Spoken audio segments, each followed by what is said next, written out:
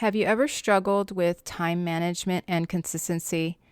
Does that make you feel like you can't trust yourself with new projects and new goals?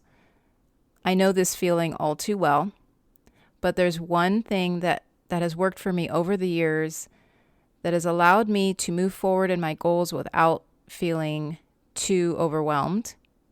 It's the one thing I've been consistent with over the past 10 years or so, and it has been the reason that I've learned to trust myself and know that I can accomplish my goals no matter how big if I just do this one thing with consistency.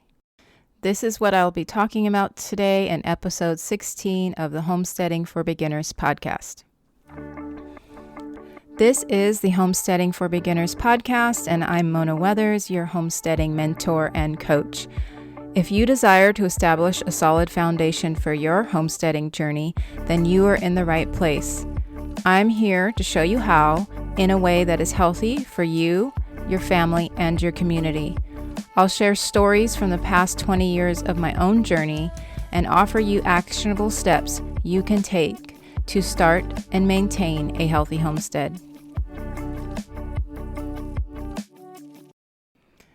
I've struggled with being organized. I've struggled with time management. I've struggled with a lot of things. But each time I discover my biggest struggles, I try to work on them in a way that works for me to at least move me forward. And this is what I did with my lack of time management skills and consistency. I'm not sure where I got the idea. I know it wasn't my original idea, but somewhere I got the idea that if I just write a list of 3 things to do in a day and just concentrate on those 3 things, I always moved forward.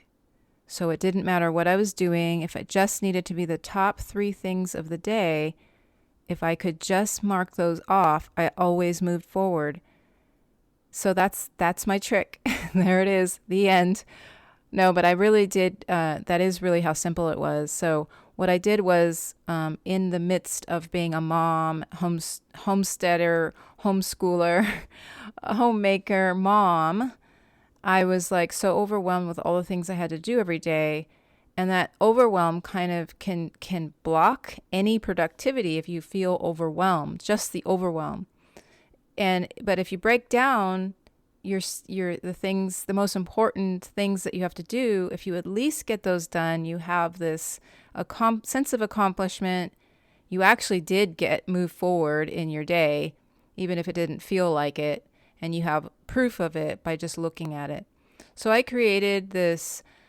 It was a day planner. I don't know what I called it. It was just a daily sheet. At the time, I had a lot of things going on, so I had a lot of check marks on this sheet, but the first section of it was the 3 mosts, I called it. And I made it up. I made it myself. I did it in, I don't know, a Publisher. I think I did it in Publisher way back when that was a software everybody used. And I created this thing and I printed it out. It was a two-sided piece of paper, so it was 8 by 8.5 by 11, and then I cut in half long ways, if that makes sense. So what I did was I just had 2 sides, and I would use one side for each day, and that was just so. It was so relieving to have something to guide me on my day to day, and to let me know that I was doing something productive. I mean, some days I didn't use the sheet, but I always went back to it. I really wish I had it right now. I think I have a copy of it somewhere in my papers somewhere, like I've just kept it just so I can see it. But it was really productive. And then I actually created another one, but I made it a lot simpler. And this was one of the first, I think it's the first sheet in the homesteading. What is it called? What did I call it? The Homesteader Simple Planner. That's what it's called. The Homesteader Simple Planner is the freebie that I I gave to people, and I still have it. People are still coming into my world through that planner, and I think I will revive it at some time. I mean, as far as like upgrade it. But if you're interested in that, it is in the link in the show notes or the description. You'll find it there. It's just a simple planner. It's it's a printable thing, and you have to, like some sheets you have to reprint as you need them.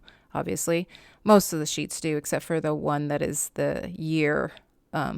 There's a calendar that's a year long calendar that you don't have to reprint, but.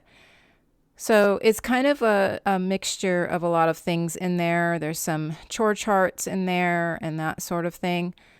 But I think I'm going to like update it at some point. But if you want that, you can get it for free. But the first sheet in that planner is like the most important sheet of my life, really. And it's the one that keeps me on track. So what I do is at the very top, it says 3 most important things to do today. And that can include whatever it is. It doesn't have to be homestead related. It could just be like you want to make sure your dishes get done. You put that on the list. Like these are the things that keep us going forward and keep the momentum going. And the reason I chose 3 was because 3, or this is actually wasn't my idea, like I said before. So the reason whoever learned it for it might have been Coveney, like the Coveney planners, Stanley Coveney, I think his name is. It might have been where I got the idea from. But whatever it was just 3 things that you could just make sure that you did every day, and they always change. It's not the 3 same things every day. Unless you need it to be the 3 same things, but every day you update it. So why it's such a simple thing, but it's so effective, because if we write a whole list of all the things that we have to do today, it can become very, very overwhelming, and then we just choose not to do anything.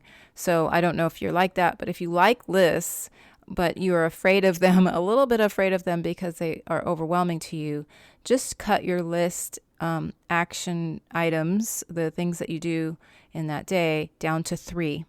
And it's such a great way to approach your day, just to write that.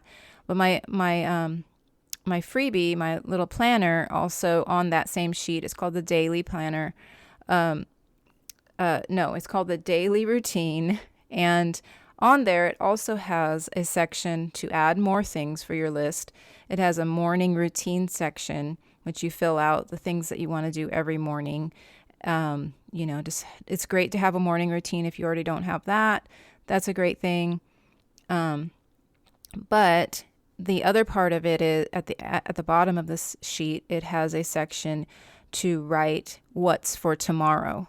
And the way I use it is the tomorrow stuff will end up as the 3 most important, more than likely, the 3 most important things to do for the next day. So it really keeps that flow going. It keeps you accomplishing things. And it has really, really helped me. So I hope you are able to grab that if that sounds useful to you.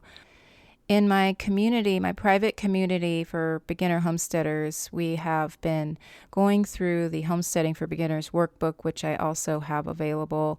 You can get it for free in the community, and I'm also going to give you a code where you can get into the community for free for 1 month. So check out the show notes so that you can get the link and the code to get in the community for 1 month. For free for 1 month. But in that community, we've been going through the workbook, and we're in the section of the workbook where we're talking about obstacles and how to get through the obstacles, how to go around them, how to crush them. Every twice a month, we have a live stream in the community where I call them parties, because parties are always fun. So it's basically kind of like a Zoom party only it's within SageSpot, which is the platform I use to host my subscription community.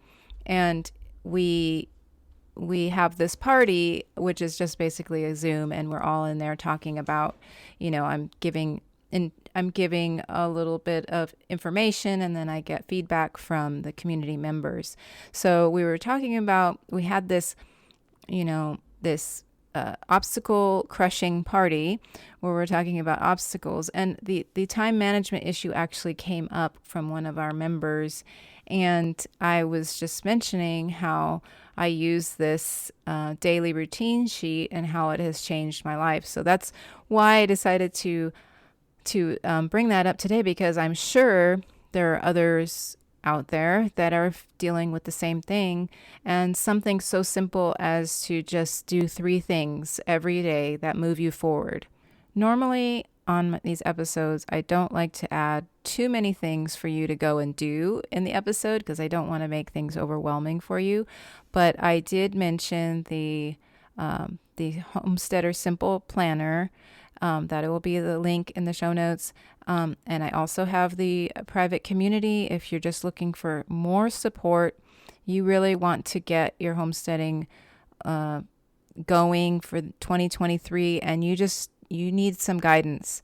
I am happy to help. I am here for you.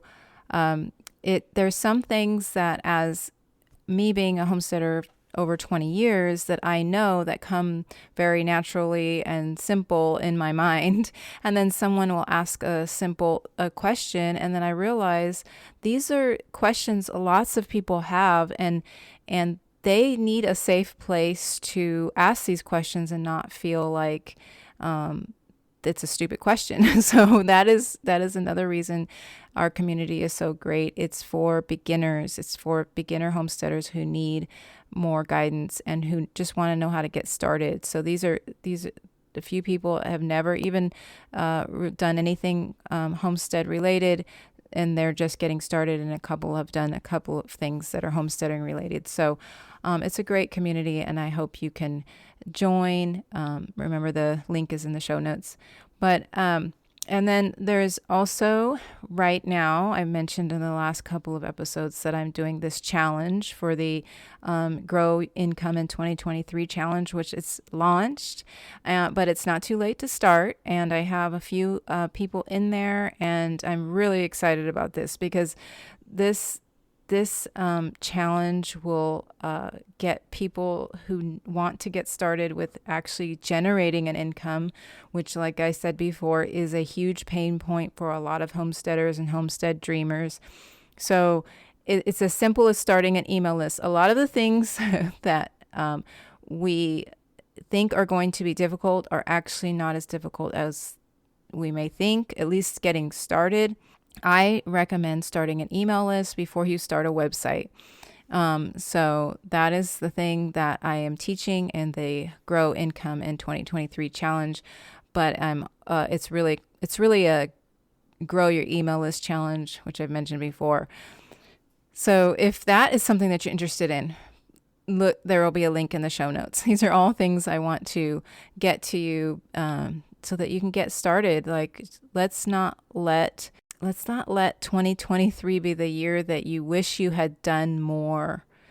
Just start with something, start somewhere, and I'm here to help you.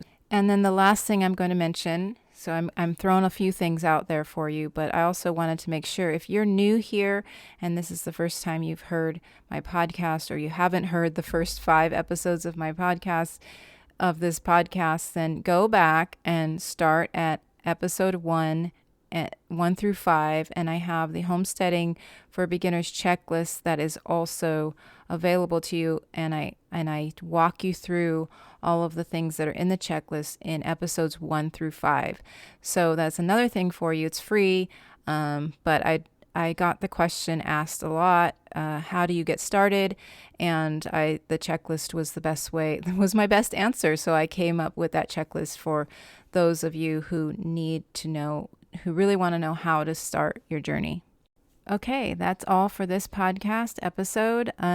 Next year, I'm thinking of doing more series. So I'm not going to try to do any series to finish out this year, but next year I'm going to do more series, and I'm going to have other people come on, and I'm not exactly sure what that looks like, what that'll look like, but I'm just letting you know next, starting in 2023, we'll have more like interviews and maybe some coaching calls. I'm not sure exactly what that's going to look like, but it will be exciting, I'm sure. And then you will have the opportunity to learn more from other people who know more, and also people who are dealing with the same type of things that you are dealing with. So I'm excited about that. I'm excited for 2023. I love the new year. This year, though, I'm going to try not to do too many things. I get really excited about the new year. So I'm going to try, though, to tone it down a little bit and not try to do all the things and join all the challenges and all that kind of stuff, because I tend to do that. So we'll see if I can, tone it down and not do that thing. I think I'll be a little bit busier this year, so I don't think I'm going to want to do that as much. I don't know. Am I the only one that does this? I don't know. Maybe you can tell me. So you can message me on Instagram and let me know if you are the same type of person that just loves the new year and you kind of overdo it. So I'm on Instagram at farmer_Mona, and that's usually the best place to get a hold of me. So if you are needing to contact me directly, just go there. Okay, we'll see you. If you are enjoying this podcast, I would really appreciate it if you would take a minute to subscribe or follow. By doing this, you will be helping the podcast to be seen by more people, and I do love reading nice reviews too. Don't forget to visit healthyhomesteading.com for more information on how I can serve you. Until next week, I want you to keep dreaming, keep believing, and keep planning for your homesteading success.